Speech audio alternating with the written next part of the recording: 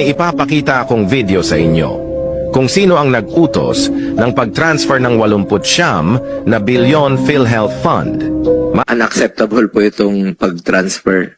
Marami pang naghihingalo ng mga kababayan natin. Walang pambayad sa ospital. But I was asked to do something. How can I go against it, Sa sir? lahat ng magiging desisyon mo, isipin mo parate yung mga mahirap, yung mga pasyenteng naghihingalo na walang pambayad. Thank you for that, Senator. Then, Senator, one more thing before I read my very brief opening statement. No,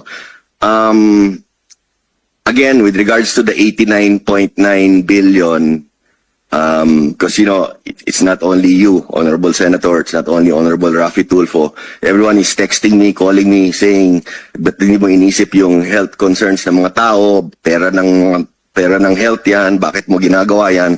Again, I want to reiterate to this honorable committee and to everyone here in this room, I received a directive, which emanated from a cabinet meeting led by President Marcos, asking me to remit the 89.9 billion.